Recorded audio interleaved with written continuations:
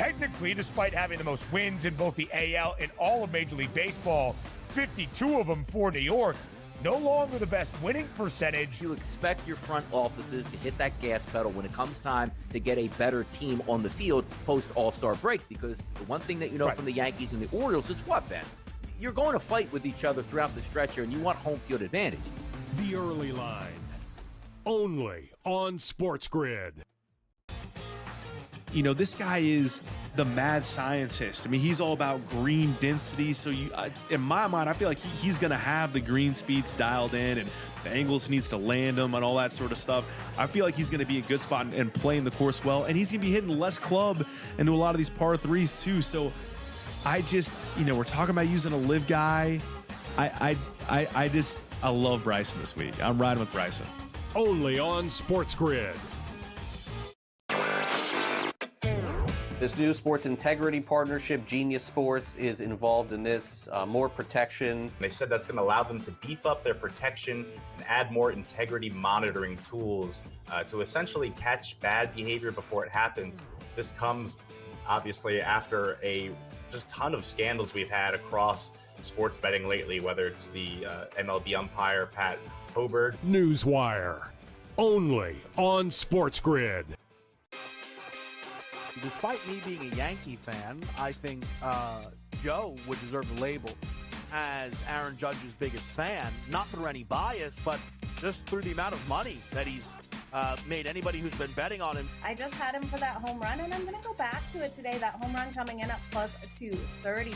Max Fried here, while he has been strong, this is Aaron Judge. Game time decisions, only on SportsGrid.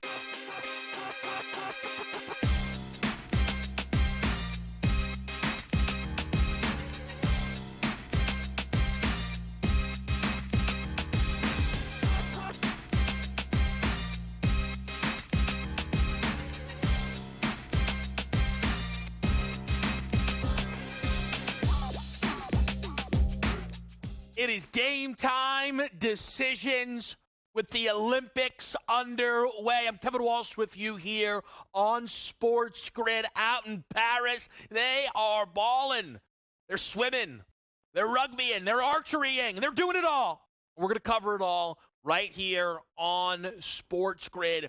We're going to be highlighting the hoops this morning. We already had 2 games with the Olympic basketball. Talked about it a lot in the build-up to the Olympics. There's a lot of great events. There's an incredible amount of athletes right now in Paris. From the betting perspective, though, I do believe you're going to see people drawn to the basketball. It is the sport with the most available markets by far, and it is because we are littered with NBA talent at the Olympics, not just Team USA.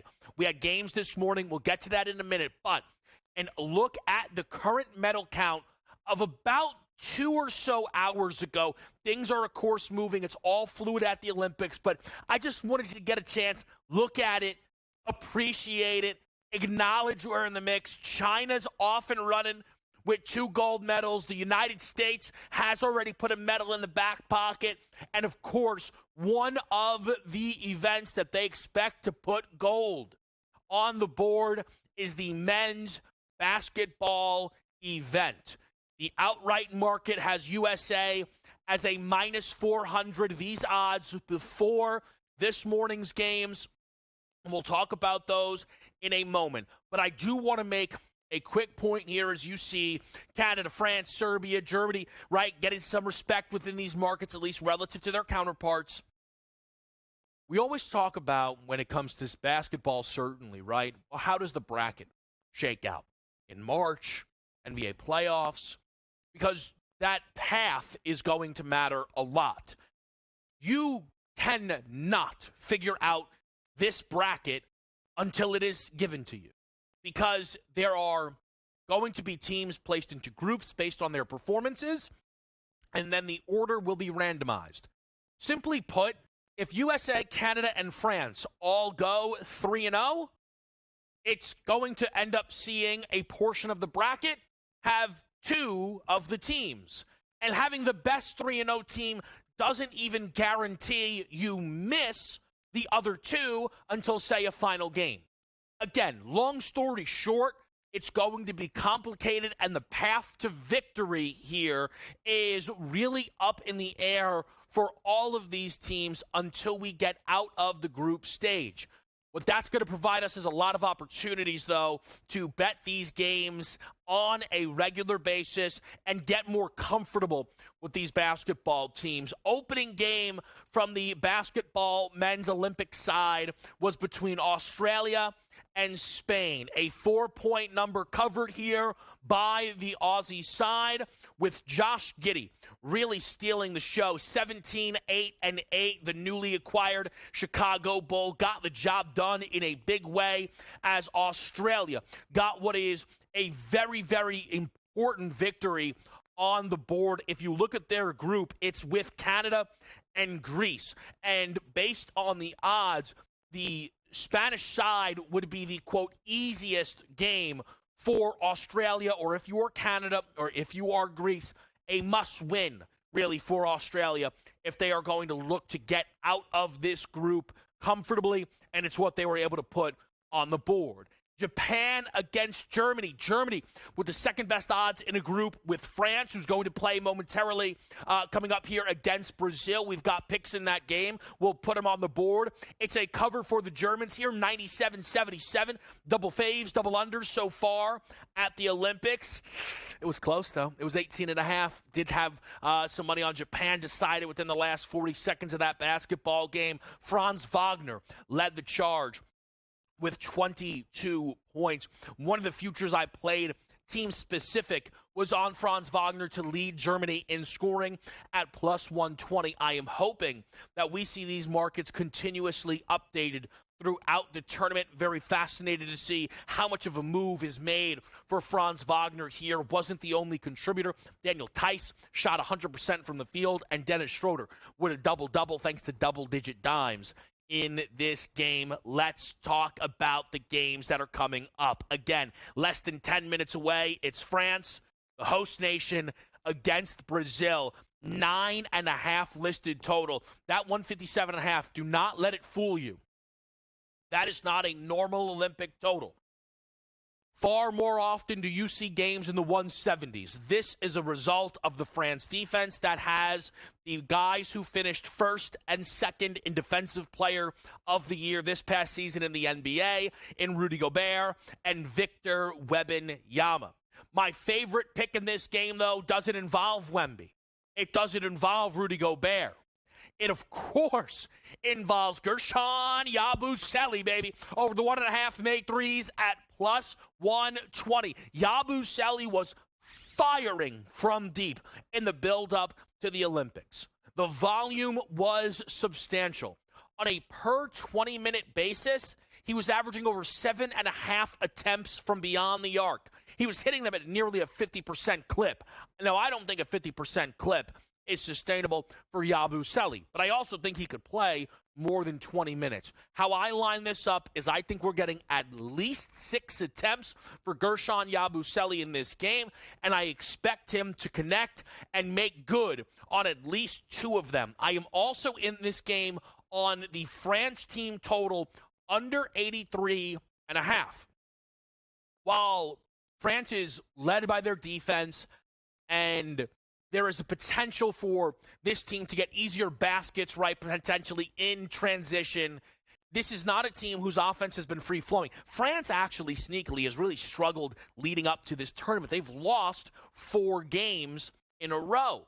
That's why this number here against Brazil is not 15, 16 points. It's the form right now for the French side. But I don't feel like I'm getting enough points with Brazil here, who I think could very well hang in this game. But again, offensively, it could be a struggle. Again, 83.5 is that France team total that we're playing under. Brazil didn't allow anyone in the lead up to this tournament over that number, and France only went over that themselves once in the lead up to this tournament. Let's quickly highlight the superstar for the French team. It's Victor Wembanyama, and get a look at these props here. 20.5, favored to be the lead scorer for France. 9.5 boards, 4.5 dimes, that 34.5 PRA. I up here this 9.5 rebound number. Wemby is plus 110 to lead France in rebounds, while Rudy Gobert is minus 105. Yet again, Wemby, 9.5 for a rebound prop, Rudy Gobert, 8.5. It's a misprice. Wemby should be the favorite. He led France in rebounds in their 6 exhibition games heading into this tournament, and he'll do so here again at the Olympics. Let's get into a little bit now this game between Canada and Greece, a 7-point line in favor of the team up north, with Greece checking in here and a total of 171. It is a dropping number. My favorite bet in this game is an under 172.5, which I did play overnight at 171. I do still expect under. When you look at the bigger games that Canada played leading into this tournament, against USA, against France, those games didn't cross 160. I do not expect that this game will cross 171. The player prop that I'm on in this game is R.J. Barrett over 13.5 points. With questions around how effective you will see Jamal Murray be in this tournament, whether that's health or play-based, R.J. Barrett will be the key man to capitalize and will push closer to 20. 20 points, though, that would be under expectations for the 2 stars in this game. Giannis and Shai Gilgeous-Alexander, the only players who in their opening game have a points prop over 20.5. 25.5 for Giannis, and the favorite to lead the Olympics in scoring, Shai Gilgeous-Alexander, 22.5. Plus 350 was the number on Shai. Giannis was the second choice at plus 650. The Olympics were underway, and we are underway on Game Time Decision.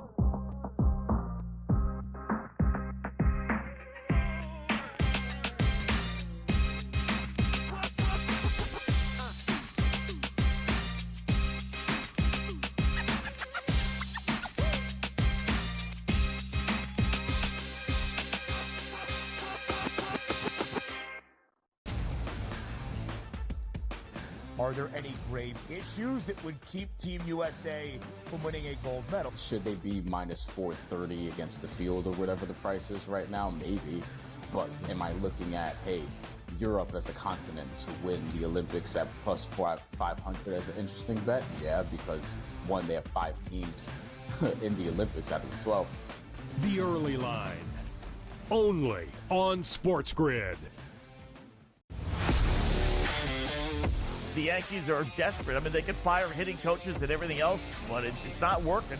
So I don't know if Cashman really would do that. They seem to be so, tight-knit, but something's got to happen. A big award or a big prize in the trade deadline sweepstakes would be Vladimir Guerrero Jr., right? Vladdy, put him in the middle of the lineup. In-game live, prime time, only on SportsGrid.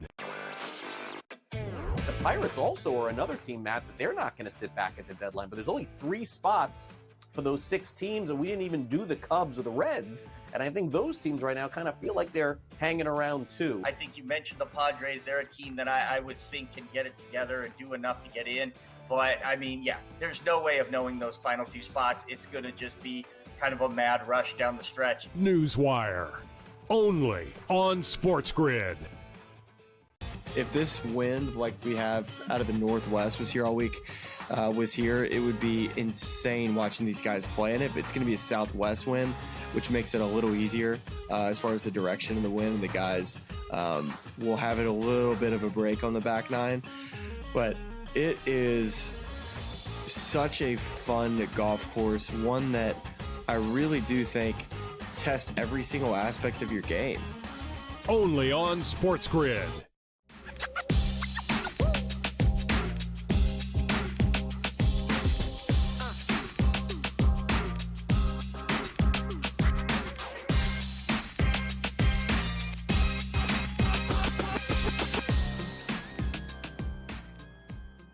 We're live, we're on SportsGrid, and we've got Olympic action starting in just a minute. Let's run through it again. Put it on your card.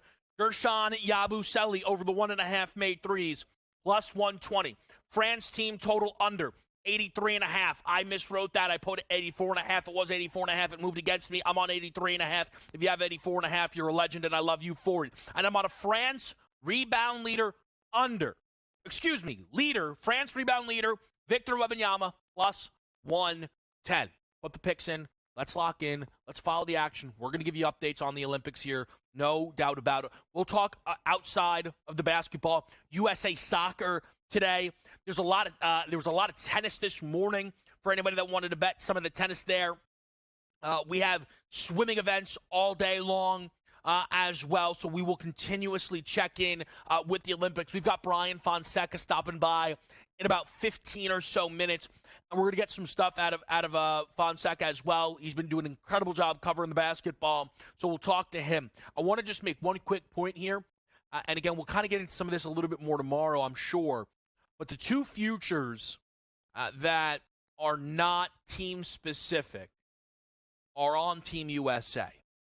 And it's LeBron to win tournament MVP, and it's Anthony Davis to lead the Olympics in rebounds. Now, that LeBron number, I tweeted it out at the time. I talked about it at the time. It has moved tremendously. It's underneath 3-1 now anywhere that you look. I would now say, due to the movement on that number, I'd probably wait, see if Game 1 brings a lot of change, or maybe try and take a stab on a long shot. Maybe the unknown variable that is Kevin Durant. But at plus 750, you knew that LeBron number was mispriced, and it has proven to be mispriced. The Anthony Davis prop, and as I kind of said a little bit in the open for people, because the paths are all uncertain until they are certain, right? It's tough for me to take shots on Josh Giddey to lead in assists, or Nikola Jokic to lead in assists, right? Or Giannis to lead in points. It's a little bit difficult just because if they end up on getting an unfair draw, they're not going to be able to go on that type of run. The reason my two props that are not team specific come from the U.S. is I expect them to win gold even if they get a more difficult draw because they are significantly better. And that's why the Anthony Davis Olympic rebound leader plus 480 is pretty surprising to me that he's not the favorite. If you look up on the teams that are supposed to have a lot of success at the Olympics and who has leading rebound props, AD has an 8.5, Wemby's 9.5, Gobert 8.5, and Jokic 10.5. Those would really be the guys. While I understand Jokic's number at 10.5 is 2 above Anthony Davis, there is a pretty considerable gap about where the U.S. is supposed to go and where Serbia is supposed to go. And even for France, right, again, USA confidence level is bigger than that of France. It would make a little bit more sense to me, though, if Wemby was the favorite in this market than Nikola Jokic. But I do think since everybody's compiled together, you're seeing good numbers here. I think AD should be the favorite because I also think that 8.5 is light. With what we saw from the exhibitions is anything to take away, AD is going to be dominant on the glass. I think he'll touch 15 rebounds against either South Sudan or Puerto Rico. Let's talk a little bit of baseball for the people here. We got our guy Gino stopping by, get some horses for people because we do it all. I mean, that's just what we have to do. Why else wouldn't we do it all here on Game Time Decisions? Come on now. But as far as the baseball goes, some spots that really jump off of the page, all right? That Dodgers money line around plus 125 is really catching my attention. I'm not saying the Astros shouldn't be favored, but I'm not sure they should be favored by the amount that they are against the Dodgers after shutting out the Dodgers. That lineup can really negate any pitching advantage that they go up against. And while Ronel Blanco is certainly better than Robleski, is he this much better? You'd have to sell me strongly on home field advantage.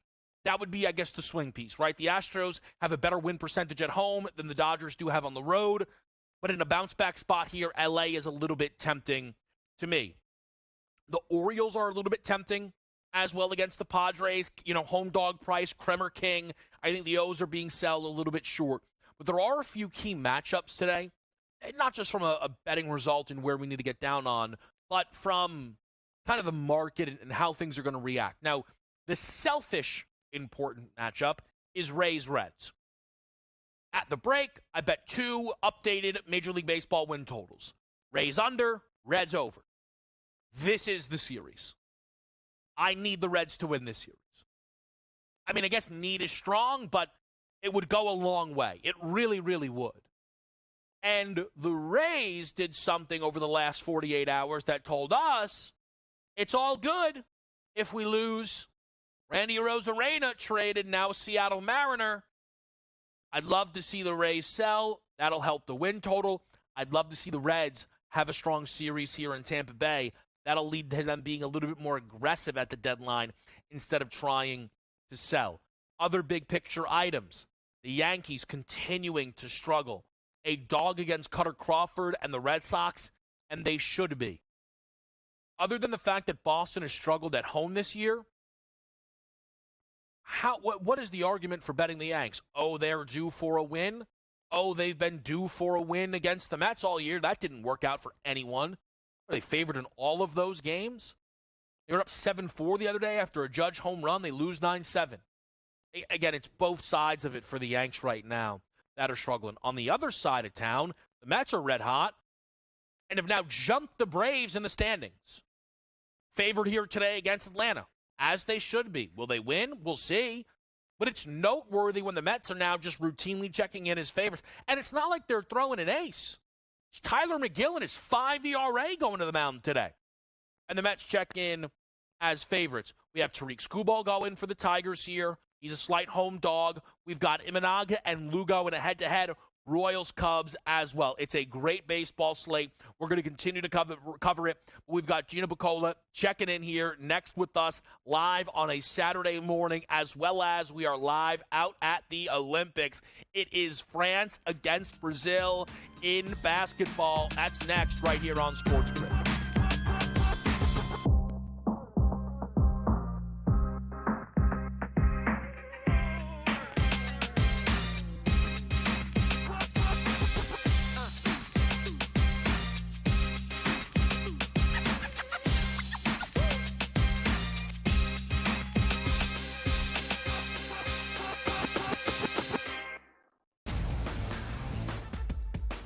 Are there any grave issues that would keep Team USA from winning a gold medal? Should they be minus 430 against the field or whatever the price is right now? Maybe. But am I looking at, hey, Europe as a continent to win the Olympics at plus 500 as an interesting bet? Yeah, because one, they have 5 teams in the Olympics out of the 12. The early line, only on SportsGrid. The Yankees are desperate. I mean, they could fire hitting coaches and everything else, but it's not working. So I don't know if Cashman really would do that. They seem to be so, tight-knit, but something's got to happen. A big award or a big prize in the trade deadline sweepstakes would be Vladimir Guerrero Jr., right? Vladdy, put him in the middle of the lineup. In-game live, prime time, only on SportsGrid. The Pirates also are another team, Matt, that they're not going to sit back at the deadline. But there's only 3 spots for those 6 teams, and we didn't even do the Cubs or the Reds. And I think those teams right now kind of feel like they're hanging around too. I think you mentioned the Padres. They're a team that I would think can get it together and do enough to get in. But, I mean, yeah, there's no way of knowing those final 2 spots. It's going to just be kind of a mad rush down the stretch. Newswire, only on SportsGrid. If this wind like we have out of the Northwest was here all week, it would be insane watching these guys play in it. But it's going to be a southwest wind, which makes it a little easier as far as the direction of the wind. The guys will have it a little bit of a break on the back 9. But it is such a fun golf course, one that I really do think tests every single aspect of your game. Only on SportsGrid.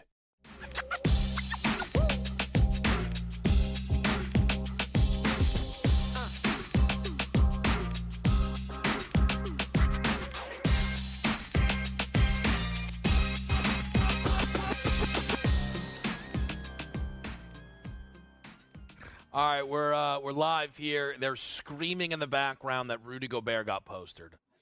I believe it. I know that much. I absolutely believe it. Let's get our guy Gino Bacola in here, man. Gino, it's great to talk to you on a Saturday. I know we've got some horses lined up here. How are you feeling?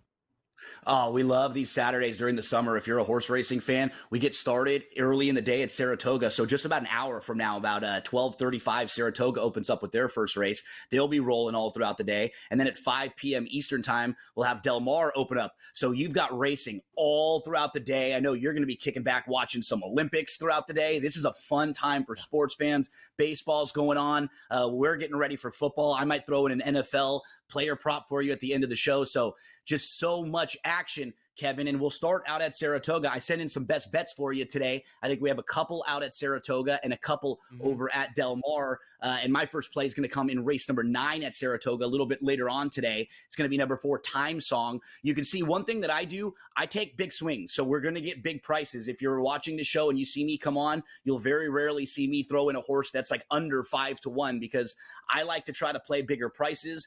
Time Song is one of those who comes up in race number 9. What's really nice about the 4 horse in there, he has some versatility. So he's shown us that he can adapt to different things that happen in races, and that's what you want. He's 10-1 on the morning line. The big race for today at Saratoga is the Jim Dandy, and in that race, there'll be some familiar names. The top 2 betting choices from the Kentucky Derby are in there, Fierceness and Sierra Leone. And you know what? I don't like either one of them in that spot today. We're going to play Batten Down, who's going to give us a much better price. He's the number 3 in there, and he's another horse who has that versatility. That's what I love. I love horses that have shown speed, but they've also shown us that they can pass horses. So we'll get you 2 winners, Kevin, over at Saratoga. And then after our bankroll's already looking good, we're going to head over to Del Mar. We'll get you a couple more winners over there with the Gypsy Lynn early on the card. And then a little bit later on the card at Del Mar, they have a couple really nice stakes races. And I think we have an opportunity to make some money there as well. In race number 10, we can look at the 6 Close the Game Sugar. So there are 4 horses today for you between Saratoga and Del Mar. They're all 4-1 and above. They should offer you plenty of value if you're looking for some action on a really fun Saturday. And I'll give you one more piece of information. When you're kicking back, you're watching those games, and you're thinking about playing the races, drf.com is where you want to go. Shop.drf.com. That's where you get all the research, Kevin, the past performances, the clocker reports, and betting strategies if maybe you need a little bit of help or you want to see what some of the other experts are doing and how they're playing those races. Yeah, and Gino, it's an incredible breakdown, and it's awesome to see the prices there. Look, I know the plan is to hit all of them, but you hit one of them, right? It's a good day at work at the end of the day when you're dealing with those numbers. So that's fantastic. Question for you, though, and look, it's because I've been able to talk to, guys like yourself and guys over there, who are doing an incredible job with daily racing. But you mentioned some horses that I'm like, oh, I know that name, Fierceness, Sierra, right? Yep. The horses that you're betting on right now to Saratoga or Del Mar, are these horses that you're going to see this year? And then by the time next year we're getting to the major races, they could be players, or this is kind of going to be this will be their season and we'll have a whole new crop by the time next year we're lining up derbies? Fingers crossed, because we love to see these older horses stay around. But honestly, a lot of times in our sport nowadays, right when we start to know the horses, right when they're the biggest star, that's when they get retired and they head off to the breeding shed. So for Fierceness and for Sierra Leone, we'll definitely see them a couple more times the rest of this year heading into the Breeders' Cup Classic. And fingers crossed, if those 2 horses were to show up again next year, just like you said, you know their names. You've already seen them. That's how horse racing becomes a little more mainstream again. And the novice fans, when they know the horses, when you turn on a baseball game or a football game, you know who you're going to watch. It's hard when people don't know the names of these horses day in, day out. So that was a really good question. And fingers crossed, we hope we can see Fierceness, Sierra Leone, and maybe even a new star like Batten Down show back up next year. And then quickly, Gino, before we let you get out of here, talk to me, an NFL player prop that you've locked in for this season? Yep. We got a Christian McCaffrey. I know people don't like playing unders, but sometimes as a gambler, we have to be able to play these unders and props. And Christian McCaffrey's rushing yard prop was at 1,125. It's already up to 1,150.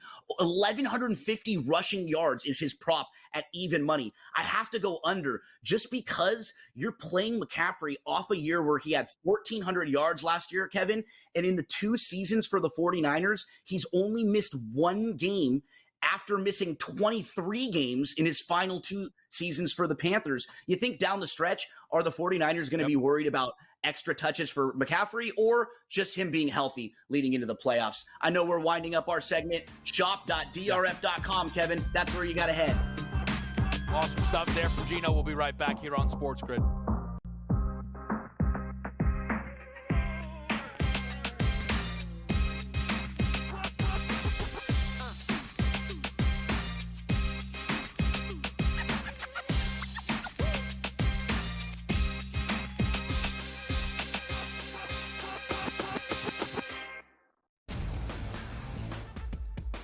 Are there any grave issues that would keep Team USA from winning a gold medal? Should they be minus 430 against the field or whatever the price is right now? Maybe. But am I looking at, hey, Europe as a continent to win the Olympics at plus 500 as an interesting bet? Yeah, because one, they have 5 teams in the Olympics out of the 12. The early line. Only on SportsGrid. The Yankees are desperate. I mean, they could fire hitting coaches and everything else, but it's not working. So I don't know if Cashman really would do that. They seem to be so, tight-knit, but something's got to happen. A big award or a big prize in the trade deadline sweepstakes would be Vladimir Guerrero Jr., right? Vladdy, put him in the middle of the lineup. In-game live, prime time, only on SportsGrid.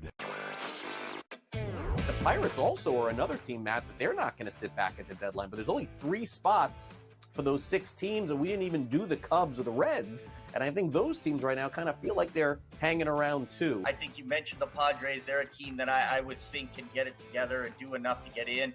But, I mean, yeah, there's no way of knowing those final 2 spots. It's going to just be kind of a mad rush down the stretch. Newswire, only on SportsGrid.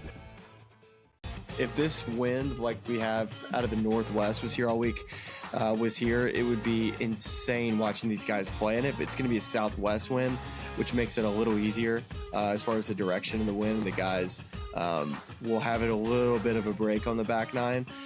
But it is such a fun golf course, one that I really do think tests every single aspect of your game. Only on SportsGrid.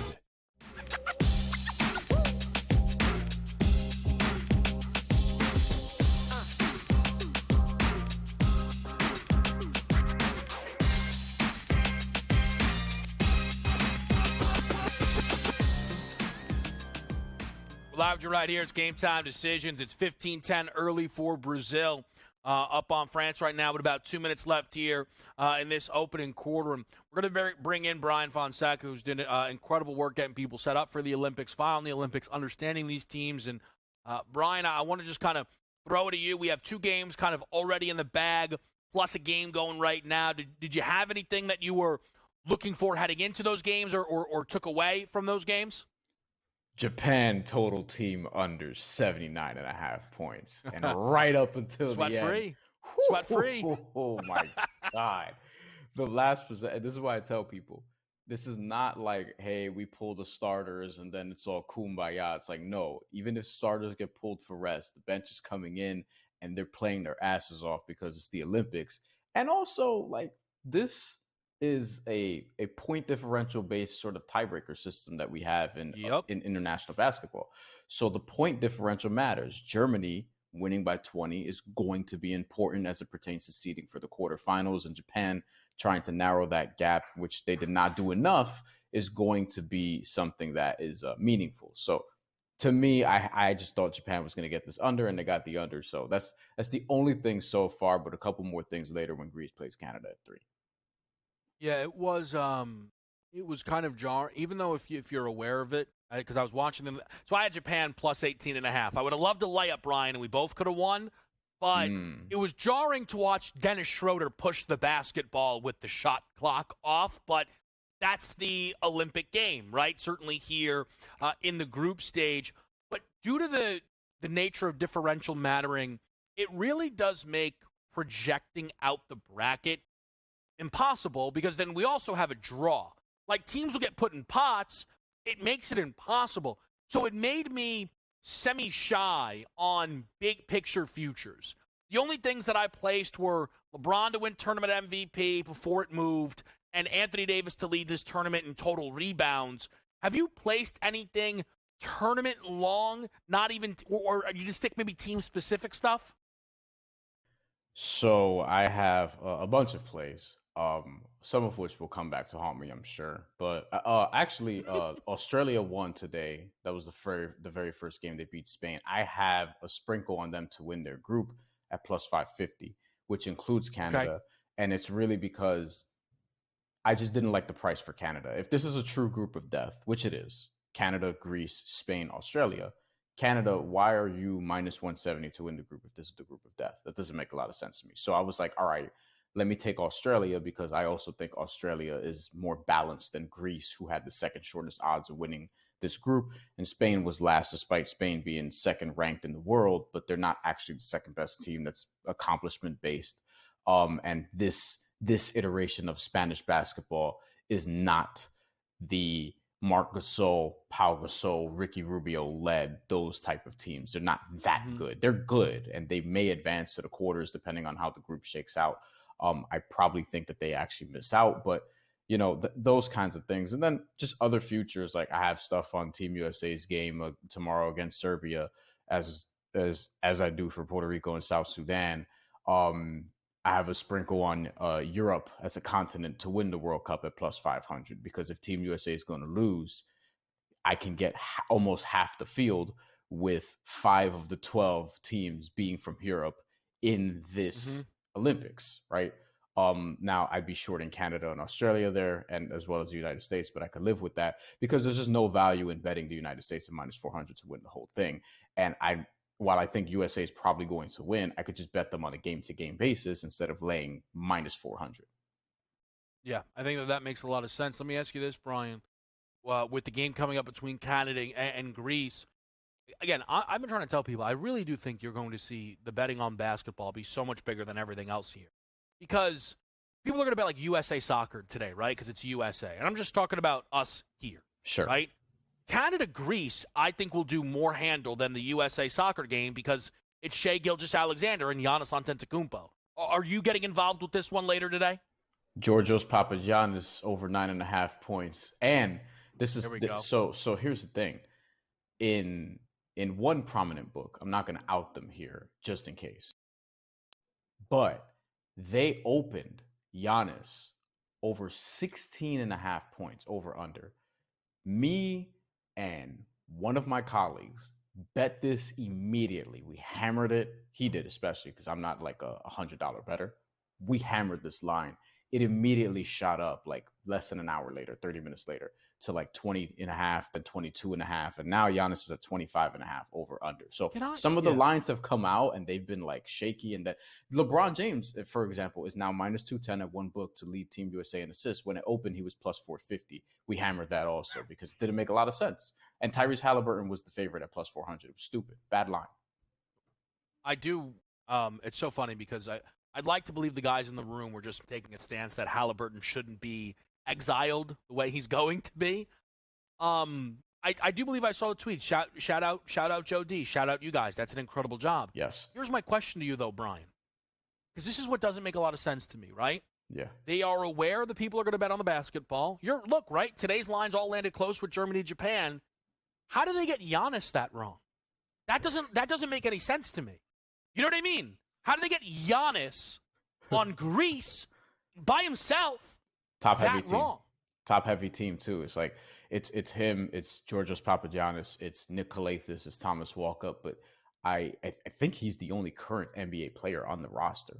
They don't have like a ton of. This is not speaking of high end teams who are not any longer. This is not a high end Greek national team. It just isn't. That being said, they could advance to the quarterfinals, and honestly, they could beat Canada today. Like Canada's not this unstoppable force. I think people, have a lot of high hopes for Canada. They're a super talented team, but they're not appreciably big. They don't have a ton of chemistry. It's a diet version of the United States in that regard. That being said, I do think that they're good enough to win the whole thing potentially, but I don't think they're going to be spotless here. They lost to Brazil in the World Cup in 2023. Yeah. That's a thing that happened. What are you thinking for the USA game tomorrow against Serbia? It's interesting because the one game they were dialed in for the full 40 was against Serbia in the exhibitions.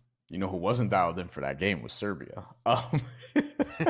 Like, listen, I took Serbia when it opened at plus 16, and it is now plus 13.5. Which I still kind of like. I think it's going to be interesting because I don't think Serbia showed any of their cards. You're adding Nikola Jokic and Vasily Micic to a team that was second in the World Championship last year. Adding Nikola Jokic to that. And ultimately, I think LeBron gets over 4.5 assists. I'm on the assists. I think he's just going to have the ball a lot. Whether or not Kevin Durant's there, I think LeBron, like, he'll lead the team in assists, and he'll be sort of the late game offensive coordinator, if you will. I'm not sure if he's going to lead the team in scoring. I don't think he is, actually. But in terms of the late game offensive execution, I think he'll often be leading the way, even if it's setting up buckets for Kevin Durant, Steph Curry, who it'll most likely be. Yeah, I think it's going to be really interesting how the Durant stuff shakes out, just because it's very clear that this is the LeBron, Steph, Durant team, right? Yeah. Like, it's very clear. Agree. And LeBron and Steph have started every game. So has Embiid. I wonder if they had to promise him that to get him to join or whatever. I know you have a million thoughts. Yep. But Durant would have started every game as well, right? With kind of his legacy with Team USA. Mm-hmm.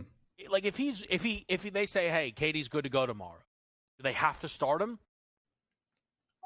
Maybe. I wonder how it affects the chemistry, but I didn't love their chemistry in the scrimmages anyway. I told you, I've said this, but I would seriously, I'm not even joking, I would start Steph, LeBron, Durant, Bam, and Anthony Davis. Just go big, go defensive heavy from the jump. Yeah.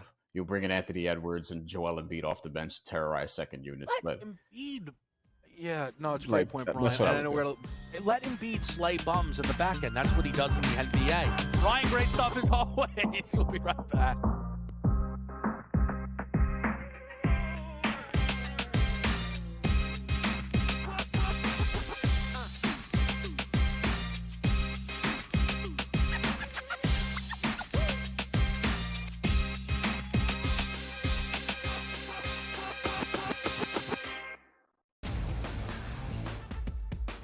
Are there any grave issues that would keep Team USA from winning a gold medal? Should they be minus 430 against the field or whatever the price is right now? Maybe. But am I looking at, hey, Europe as a continent to win the Olympics at plus 500 as an interesting bet? Yeah, because one, they have 5 teams in the Olympics out of the 12. The early line, only on SportsGrid. The Yankees are desperate. I mean, they could fire hitting coaches and everything else, but it's not working. So I don't know if Cashman really would do that. They seem to be so, tight-knit, but something's got to happen. A big award or a big prize in the trade deadline sweepstakes would be Vladimir Guerrero Jr., right? Vladdy, put him in the middle of a lineup. In-game live, prime time, only on SportsGrid. The Pirates also are another team, Matt, that they're not going to sit back at the deadline. But there's only 3 spots for those 6 teams, and we didn't even do the Cubs or the Reds. And I think those teams right now kind of feel like they're hanging around too. I think you mentioned the Padres. They're a team that I would think can get it together and do enough to get in. But, I mean, yeah, there's no way of knowing those final 2 spots. It's going to just be kind of a mad rush down the stretch. Newswire, only on SportsGrid.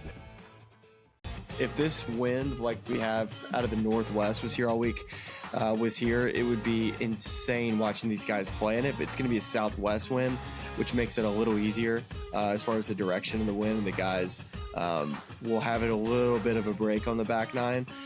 But it is such a fun golf course, one that I really do think tests every single aspect of your game. Only on SportsGrid.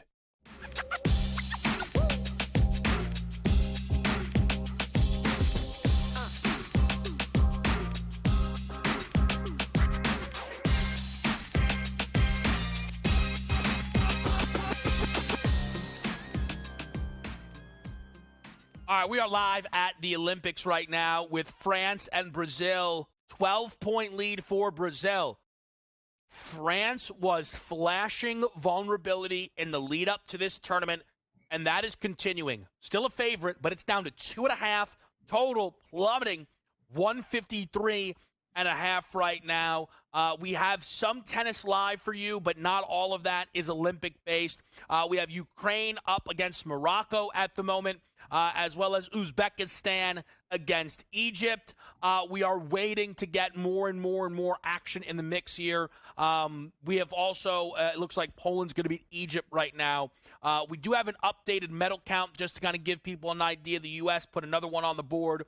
This time, a bronze medal takes them to 2.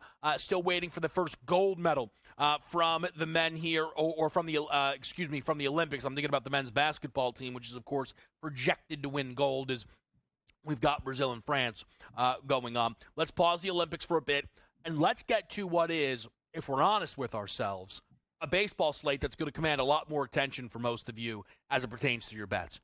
It's a loaded slate. So we have Joe Madden to help us break it down. Joe, great to have you here on a Saturday morning for what is, again, an awesome slate of Major League Baseball. Yeah, it's going to be a fantastic day of baseball out there, Kevin. And the Olympics, what did you think of the opening ceremony? I have to ask you that. Lots of people not absolutely loving it. I'm just glad they're talking more about that right now than the scandal with Canada, because I tell you what an embarrassment the women's soccer team is. Brutal. We got drones going on. I guess since Bill Belichick couldn't find an NFL job, he took up some Canada soccer. I don't know what's going on there, Joe. People said Celine Dion crushed it. I know LeBron was out there looking presidential. I didn't get the closest eye on it. I was at a local fair. Time of my life. We're watching some horses, some pigs. It was a good time.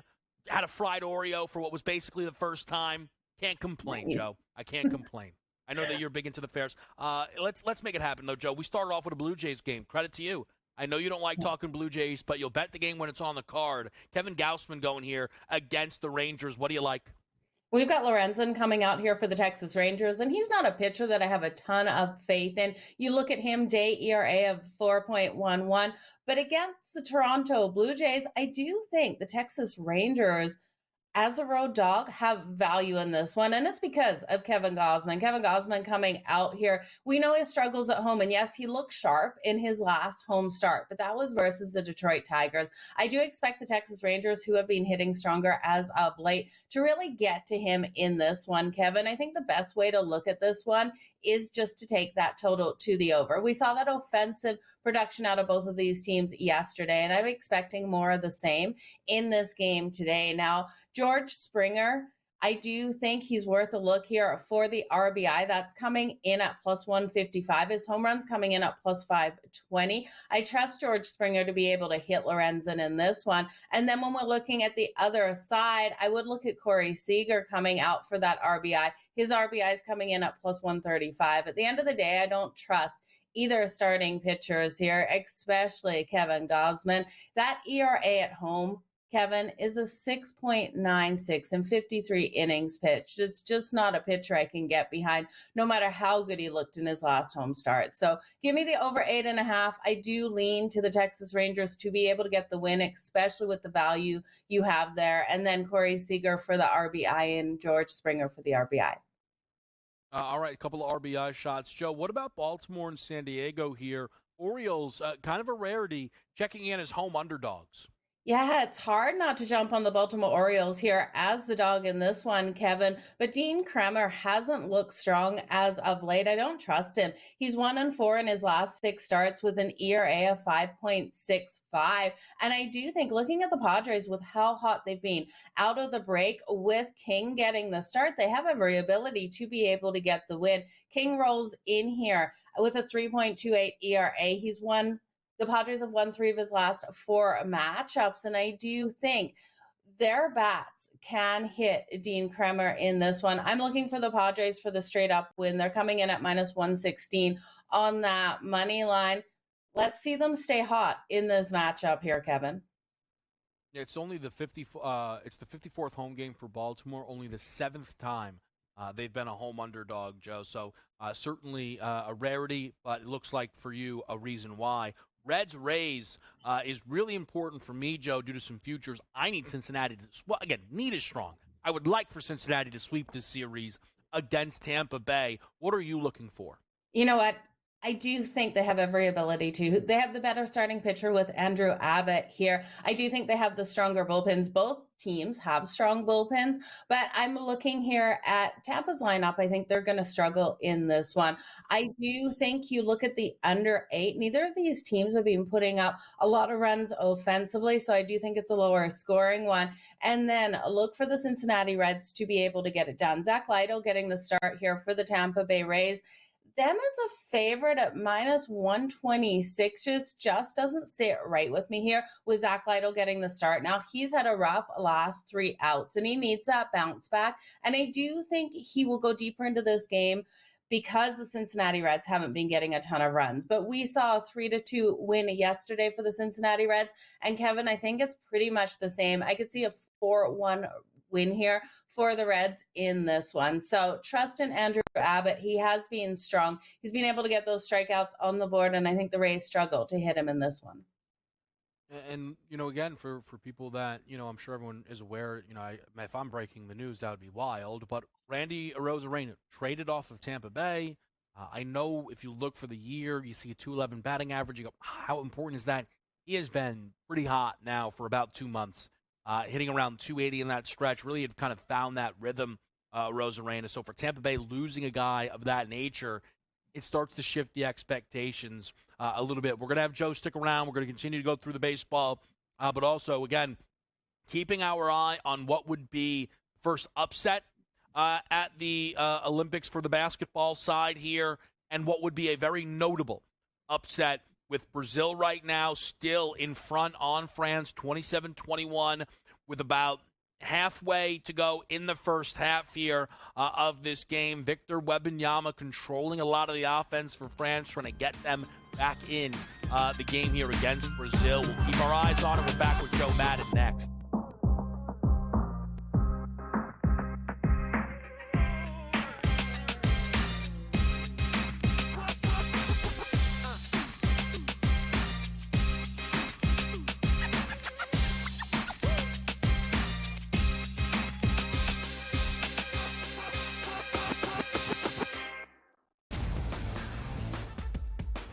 Are there any grave issues that would keep Team USA from winning a gold medal? Should they be minus 430 against the field or whatever the price is right now? Maybe. But am I looking at, hey, Europe as a continent to win the Olympics at plus 500 as an interesting bet? Yeah, because one, they have 5 teams in the Olympics out of the 12. The early line, only on SportsGrid. The Yankees are desperate. I mean, they could fire hitting coaches and everything else, but it's not working. So I don't know if Cashman really would do that. They seem to be so, tight-knit, but something's got to happen. A big award or a big prize in the trade deadline sweepstakes would be Vladimir Guerrero Jr., right? Vladdy, put him in the middle of the lineup. In-game live, prime time, only on SportsGrid. The Pirates also are another team, Matt, that they're not going to sit back at the deadline. But there's only 3 spots for those 6 teams, and we didn't even do the Cubs or the Reds. And I think those teams right now kind of feel like they're hanging around too. I think you mentioned the Padres. They're a team that I would think can get it together and do enough to get in. But, there's no way of knowing those final 2 spots. It's going to just be kind of a mad rush down the stretch. Newswire, only on SportsGrid. If this wind like we have out of the Northwest was here all week, it would be insane watching these guys play in it. But it's going to be a southwest wind, which makes it a little easier as far as the direction of the wind. The guys will have it a little bit of a break on the back 9. But it is such a fun golf course, one that I really do think tests every single aspect of your game. Only on SportsGrid.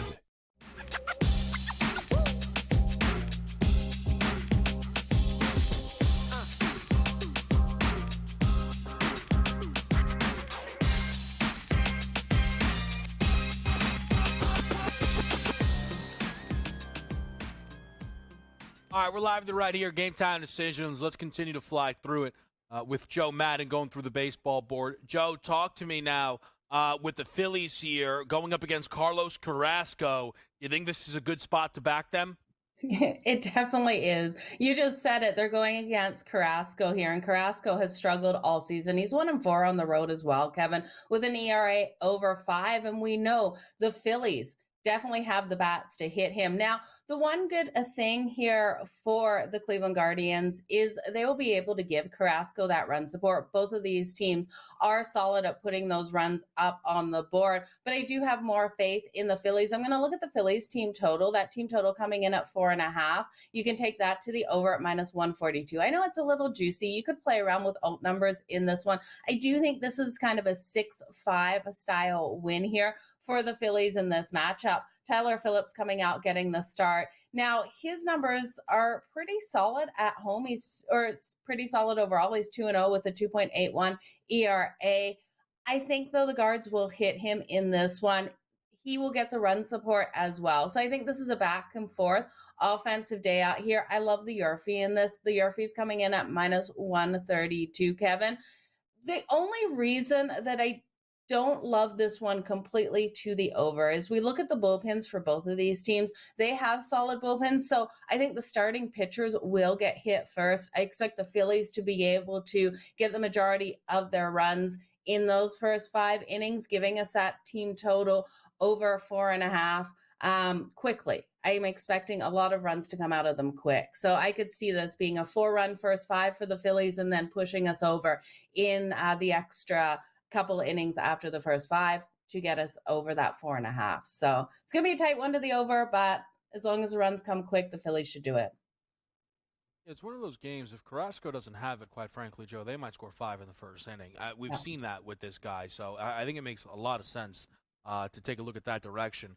Moving along with this board, Tariq Skubal a home dog going up against the Minnesota Twins. But perhaps, depending on the market you look at, Joe, Scubal's getting a little bit more love from the books. What are you looking for? Yeah, he's definitely getting love for the books out here. But I do think that's because when we look at Joe Ryan and how he's been performing as of late, he's been hit so hard in his last 3 starts, Kevin. And I know that he should come out stronger. That ERA in the last 3 starts has gone all the way up to 6.35. Now, he is better than those numbers. He's 6-6 on the season with a 3.65 ERA. But I just can't get over how hard he's being hit. Tariq Skubal really gives the Detroit Tigers this boost of confidence out there on the diamond. They come out so nice and strong behind him. And I do think if we look at the first 5 innings and just target the Detroit Tigers in the first 5, for Tariq Skubal to be able to do enough to really limit the Twins' bats and for the Twins to be able to hit Joe Ryan at least once and be able to win the first 5 innings. I'm just going to take them straight up on that money line. It's coming in at -130 on the money line. You could lay the run line, lay the half a run. I don't hate that either. I do expect the Detroit Tigers to be up by that 1 run, but it just gives you a little bit of a safety net in case it's tied 0-0 after those first 5, Kevin, where your bet will push instead of losing it there. Speaking of losing, Chicago White Sox play 27-79. 52 games. Sorry, I shouldn't do that. They've lost 12 in a row, Joe. What do you think about the White Sox against the Mariners? Well, yeah, I backed them a couple games ago, and that did not go pretty at all. Looking at this matchup, though, today we have Bryan Woo coming out for the Seattle Mariners and Fedde coming out for the Chicago White Sox. Now, he's given them a lot of wins. Fedde has been able to come out nice and strong. Definitely one of their aces out there. I do think in that first inning, with how Seattle has been hitting, and I know they're making those moves, but I don't see them to be able to get a run in the first inning, and I don't expect Chicago to be able to do that as well. Both of these teams, their bats have been pretty quiet. So I'm going to take the Nerfy in this one. The Nerfy is juicy at -142, but I do expect it to hit. Now, Arozarena is going to be a great addition to the Seattle Mariners. I'm hoping that we can start talking about this team being able to bring their runners home, but at this point, I still can't trust the bats out there for Seattle, Kevin. Yeah, and also as they bring in a Arozarena, probably part of the reason they brought him in when they did is J-Rod's injured, so it's been a really tough run at it. for Seattle in that offense. Joe, we appreciate it as always. Best of luck with the baseball, and I know you'll be enjoying the Olympics as well. It's going to be a great time, Kevin. Best of luck to everyone out there. We've got Coach James Young stopping by next. Almost half of France and Brazil. We'll break it down.